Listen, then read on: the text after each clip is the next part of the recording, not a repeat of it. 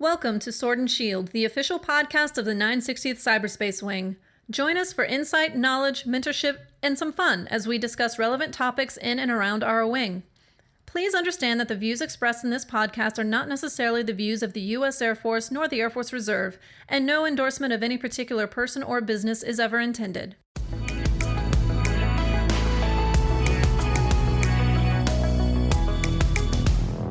The following is intended for a mature audience. Listener discretion is advised. So good day, gladiators. Thank you for tuning in to another episode of the Sword and Shield podcast. This is Frances Martinez, Director of Psychological Health for the 960th Cyberspace Wing, here with a very special guest, Dr. Viviana Coles. Thank you so much for joining us today. Hi, thank you so much for having me. I appreciate all the work that you do. Thank you. And same here. I know you have a ton of letters after your name, so I'll let you introduce that part, and then we'll kind of talk a little bit more about what you do. Sure.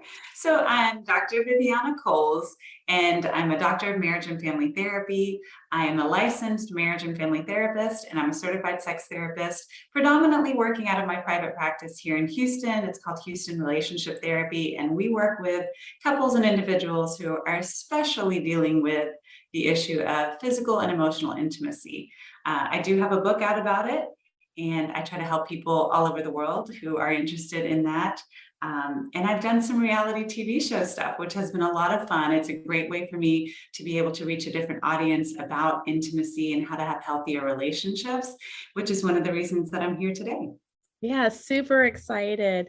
As COVID kind of kicked off, so I've been in this position almost 2 years, and so I came into it during COVID.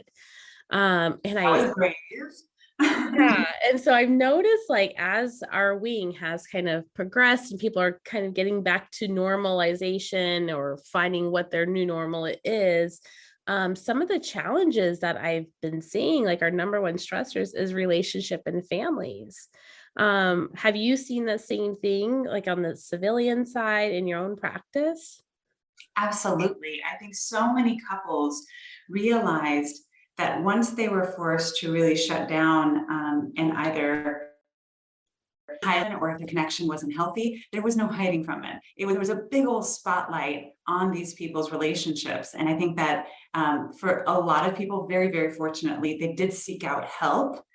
It was the perfect opportunity for them to say, hey, we don't have so much else going on now as normal. Let's see if we can focus some time and energy and resources to working on our relationships with a professional. And then for others, they decided, let's shut down and quarantine apart, and they kept it that way. Yeah, so what we've been seeing are essentially a breakdown in communication, right? I think that's like the key to everything when even if it's like infidelity, right? It's always starting off with ineffective communication. Yeah, and not being able to have the tools or the practice of sharing how you feel about something, not understanding when your feelings are important, spoiler alert, all the time. And then of course, sharing that with your partner in a way that they can really hear you without getting defensive or shutting down, or maybe over exaggerating or making it a really big deal.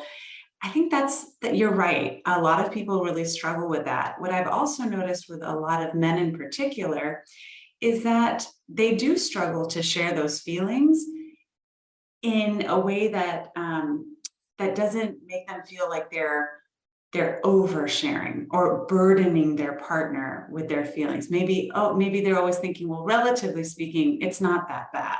I know people who are so much worse off than I am. I feel like I'm complaining. I shouldn't be complaining. And that tends to be something that their partners will say, I would rather you tell me what's going on and let me decide if it, how I want to deal with it, than you hold everything in and me feel like I'm in this alone. Right. So my challenge is we have cyberspace folks who are majority introverted. And on top of that, we're military, right? So the whole stigma of mental health or even seeking out assistance for families is really that struggle with destigmatization and trying to tell them it's okay to talk about your feelings. I have a feelings wheel in my office. I'm like, tell me what you're feeling. That's like the first thing Love I it. always say. Tell me what you're feeling. It's a good one, yeah. Um, And I think for a lot of people, they don't have the words for their feelings, or maybe they didn't have that modeled when they were younger, and certainly not when you are on a mission, on a project, working with a team. A lot of people don't feel like there's room for feelings. The feelings are there, whether you share them or not. Everyone needs to realize.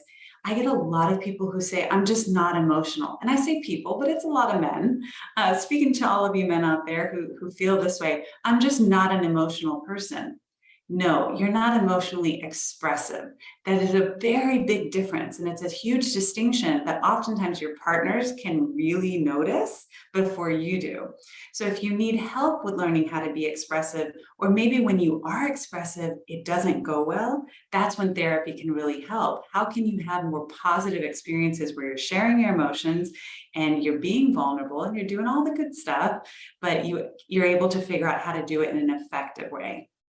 what would you say are some, tips of the trade that we can give, or tricks of the trade that we can give our listeners to, instill today? Mhm. So I would say first and foremost is recognize when you are stressed. Recognize that if you're feeling uneasy, there are some bodily cues that can happen that will show anxiety and stress are around you, and becoming really aware of what those are for you. And then there is a lot of free information out there about how to reduce stress and how to reduce anxiety through breathing deeply, through visualization, through grounding exercises. All of those things you can do very privately. We could be doing them right now. Those are things that you can do to kind of help decrease the stress prior to then maybe sharing what your concern is or what your fear is with someone that you trust, like your partner or like a confidant or best friend. You want to reduce the stress and anxiety prior to doing that, so that when you do go to share it, it doesn't end up being explosive or you don't end up shutting down. There's nothing wrong with crying. Tears are a very natural release of stress from your body. But if you feel like you can't cry in front of somebody else, then you need to reduce the stress to get to a place where you won't become tearful and won't basically sabotage the situation for yourself. I always talk about emotions being in a soda bottle, right? Like we shake up that soda bottle and sometimes we don't express how we feel and then it just kind of explodes when we open it. But if we open it very slowly and, continuously talk about our feelings and communicate with our supervisors, with our partners, coworkers, then we're able to kind of mitigate that explosive outburst or crying uncontrollably, some of those more difficult feelings to manage. And the squeaky wheel gets the grease. And that does not mean that you need to be consistently sharing and sharing and sharing that you're upset with the wrong people. With the right people, yes, absolutely, you should be sharing that this isn't working for me. But if you do it in a way that's respectful and calm, you're much more likely to get a positive reaction than if it's something that just gets blurted out and maybe you become disrespectful or belligerent or irritating or irritable. And then I feel like a lot of people tend to just kind of say, yeah, I don't want to deal with you. Mhm. So be someone that people want to deal with by calmly but consistently sharing your concerns. And I think some of what we've seen, or what I've seen, is that people are already at that place, right? That place of we're already exploding. Having a couple in your office, yelling at each other. And so I'm like, time out, let's kind of take it back down. But sometimes we're so far gone. And so we're trying to really educate people to not get to that place, right? Learning these healthy dynamics, healthy relationships, and effective communication styles in order to be successful in their relationships. And speaking of effective communication, a lot of communication has little to do with your being able to speak or verbalize, and more than anything, being able to effectively listen to someone. Active listening is something that I think probably a lot of you have a lot of practice with, but you don't tend to do it in your relationships. And what that looks like is when someone is talking, you're listening to the content of what they're saying instead of constantly thinking about what they're really trying to get at. What are they trying to tell me I need to do differently or complain about? Listen to the content and allow them the opportunity to say, maybe 2 or 3 sentences. And that's when you say, okay, so what I'm hearing you say is X, Y, and Z. Is that right? And then give them the opportunity to say, yeah, that's what I was saying. Now you know that you're talking to them about what they're actually saying versus maybe what you wanted to talk about or what was happening last night, or you're reading into their body language. A lot of relationships get stuck in this loophole of misunderstandings. And a lot of it has to do because they don't know how to actively listen and really respectfully speak to one another. If you're the kind of person that tends to take the volume way up and you know that that's a trigger for your partner, you're going to have to practice whispering. And it feels really weird, but it's so effective. Then there are other people who say maybe they curse a lot. Well, depending on who you're with, that might seem like that fighting words, and so you want to be mindful of that and maybe leave those out of these conversations that really mean something to you. And so one of the things that I've taken away when we talk about active listening is that most people listen to respond, right? Instead of listening to understand their partners. And when I'm working with people and I'm like, okay, what did you hear your partner say? They're like, you really want me to repeat it back? Yes, absolutely. Please do so, because then we know we're on a level playing field. I have people who, same way, when I ask them to summarize what they said, they say, well, I think what they're trying to say is that they want me to be more like this. And no. That's not what happened. We're not there yet. You might get there. You might get to a point where you can start to kind of surmise something or take away something from what they're saying that isn't actually in the words. We're not there yet. Yeah, reading between the lines, for coming up with our own, thoughts and perceptions of what our partners are feeling or saying, which is not always true. Sometimes we are projecting what we think onto them or what we feel onto them. And then we're getting upset or riled up because of how we feel. And so I think that's a vicious cycle as well. And as an aside, if you are constantly able to tell me or you or whomever, but I know what they're thinking and I know what they're saying and I know that this is what they mean, then maybe y'all don't need to be together. Because if you already know all of this and it's anti-you and anti-growth in your relationship, then what are you doing? You might need to move on. And so on that note, talking about, we have members that deploy, right? We have service members that deploy. And so finding that balance and that way to stay connected, and physical intimacy is out the door, right? For that extended period of time in the normal sense of physical intimacy, right? So how do people, continue to engage and build on that emotional intimacy in order to sustain those long periods of being separated? Communicating your interest, communicating your desire, communicating, even if it's frustration, right? I mean, that's very natural as well. What ends up happening for a lot of couples where one of them has deployed is that they kind of say, well, now we're not going to talk about this at all unless it's to complain. It does become a problem when you come back and you're very disconnected physically.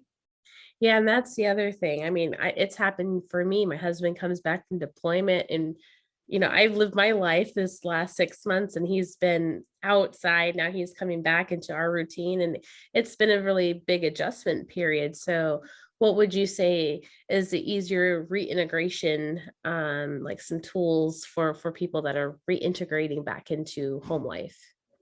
Don't wait until they're back.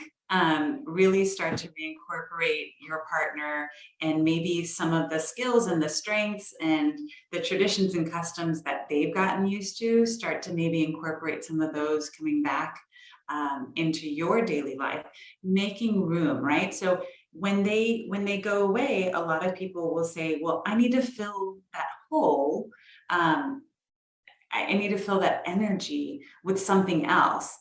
Well, they're going to be back. And so you need to start creating that space for them again, and creating that energy for them, creating the space in your bedroom, in your routine, in that morning phone call. Because if not, they're going to feel like strangers. They're going to feel like they're intruders, which is even worse. And you might feel like they're a bother. Yeah, and so that's always that awkward period. Luckily, we throw some desserts and we're good to go. Really So, nice. can you talk a little bit about, we always hear people that are talking about like their challenges in their relationship, but what is a healthy relationship really supposed to look like? I think it's always surrounding mutual respect. I think it's always surrounding care and generosity. I think when you're in a healthy relationship, it feels like someone is adding positivity to your life, even when there are challenges, and even when there are times where things are negative. When you're with the right person, you feel like you're going through it together, or that you're supported going through it. And I feel like that's probably the most important hallmark of a relationship, is that you never really feel alone. Even if you are alone, you don't feel lonely. Yeah, and that's great because I think people get a misunderstanding of what they feel a healthy relationship is because, well, my parents did it like this, right? And that's kind of what everyone's bringing to the table is like how they grew up. And that's normal for me, but that's not necessarily normal for you. Well, and we hope, I have a premarital counseling program, so I get it. We hope that a lot of these things are discussed prior, so that you can kind of foresee some of the mountains or hills that are in front of you. And you can work through some of those things with a therapist or with a counselor or alone together. That's the sort of thing that you want to make sure that you are aware of. I literally was like, I'm updating my premarital counseling program online right now. And we were just talking about that last night. There are so many things that we bring into our adult lives from childhood, some good, some bad, but more than anything, there's a lot of absenteeism. There's a lot of like holes that you have to fill in with kind of maybe ideas or with new experiences. If somebody asks you, what did you learn about affection from your parents? What did you learn about public displays of affection? What did you learn about healthy sexuality from your parents? A lot of people say nothing. I never saw them. I mean, they weren't mean to each other, but like nobody ever like sat on each other's laps, or I don't know that I ever saw them kiss for longer than just a little peck. There's a lot of absenteeism, and I think maybe even trying to seek out role models that are healthy relationships is something that's a good tool. And so we talked about premarital counseling, relationship counseling, sex therapy, lots of great information. And one last thing, I think we talk about, love languages and things like that. How do we find compatibility? And so if we're feeling like one person is on one spectrum and the other person's on the other spectrum, what is a good way to kind of compromise and blend those ideas together? So actually, I think it's helpful to not see it as a spectrum, so that you don't feel like you're on opposite sides. It's more like you're here, your partner's here, and then tomorrow you're here and they're here. As long as you're both conscious of sharing what it is that you need in that particular moment, and having the words, or even not having the words but saying, I don't have the words but I need something from you. As long as you're actively trying to give your partner a leg up. If you're, what you don't want to have happen is say, I don't think you will be able to help me, or you can't help me through this, so I'm just going to shut down. That's not going to help your relationship grow. What is going to help it grow, even if your partner has zero clue how to deal with it, is you sharing. I'm going through something. I don't really know what it is, but I want you to be aware of it because I'm trying to work through this. That's what keeps the connection going. That's some amazing advice. I think, again, sometimes we are struggling and we don't know how to even express what we're feeling. So thank you so much for joining in with us today. Super excited. I'm gonna check out your book because I have my notes on it already. So I'm super Thank excited. you. Well, thank you, Dr. Viviana, for joining us today. To our listeners, if you or someone you know are contemplating suicide, please contact the National Suicide Hotline. They have a new phone number, 988. And again, thank you so much for joining us today. Thanks for having me. Gladiators out.